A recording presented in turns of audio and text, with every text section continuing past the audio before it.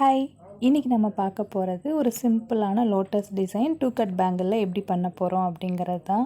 அதுக்கு நான் வந்து ஒரு டூ கட் பேங்கிளில் கோல்டன் கலர் சில்க் த்ரெட் எடுத்து ரேப் பண்ணியிருக்கேன். சில்க் த்ரெட் எப்படி கரெக்டாக ரேப் பண்ணணும் அப்படிங்கிறத நான் தனி வீடியோவில் எக்ஸ்பிளைன் பண்ணுறேன்.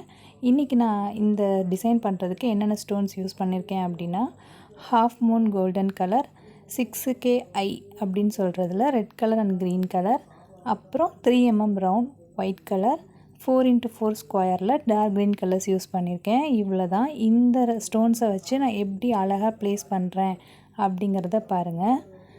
இது வந்து கடா பேங்கில் யூஸ் பண்ணுறோம். இதை வந்து ஒரு செட் ஆஃப் பேங்கில் போடணுன்னா நம்ம இன்னும் கொஞ்சம் அந்த 4x4 அதில் வந்து ரவுண்டு ஸ்கொயர் அந்த பேங்கிள்ஸ்லாம் டிசைன் பண்ணி சென்டரில் போட்டோம்னா சூப்பராக வரும். பட் இன்றைக்கி சிம்பிளாக இந்த கடா பேங்கிள் மட்டும் எப்படி பண்ணுறதுன்னு பார்க்கலாம். இதை வந்து 3D லோட்டஸ் டிசைன்னு சொல்லுவாங்க.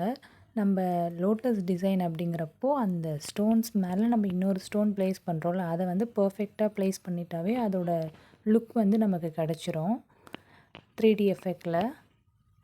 சில்க் த்ரெட் பேங்கிள் அப்படின்னாவே கஸ்டமைசேஷன் தான். ஒவ்வொருத்தருக்கும் என்னென்ன சைஸில் வேணும், என்னென்ன கலர்ஸில் வேணும், அவங்க போடுற அவுட்ஃபிட்க்கு மேட்சாக நம்ம சூஸ் பண்ணிக்கலாம்.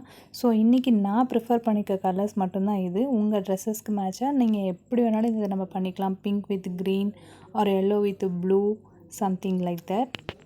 ஸ்டோன்ஸை வந்து நான் ஃபெவிக்ரில் க்ளூ யூஸ் பண்ணி பேஸ்ட் பண்ணிகிட்ருக்கேன் இங்கே. சில்க் த்ரெட் பேங்கிள்ஸ்னாவே ரொம்ப க்ரியேட்டிவிட்டி தாங்க. உங்களுக்கு தோன்ற மாதிரி நீங்கள் அந்த டிசைன்ஸை வந்து நீங்கள் கொண்டு போகலாம்.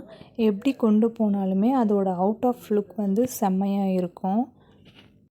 இந்த பேங்கிளோட ஃபைனல் அவுட்புட் எப்படி வருதுன்னு பாருங்கள்.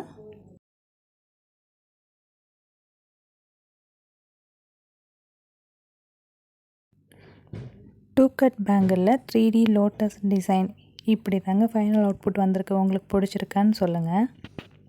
உங்களுக்கு இந்த வீடியோ யூஸ்ஃபுல்லாக இருந்துச்சான்னு கமெண்ட்ஸில் சொல்லுங்கள். இல்லை இந்த மாதிரி எங்களுக்கு எக்ஸ்பிளைன் பண்ணுங்கள் அப்படின்னு சொன்னிங்கனாலும் நான் இதுக்கப்புறம் போடுற வீடியோஸ் வந்து தெளிவாக நீங்கள் சொல்கிற வேல நான் எக்ஸ்பிளைன் பண்ணுறேன். தேங்க்ஸ் ஃபார் வாட்சிங்.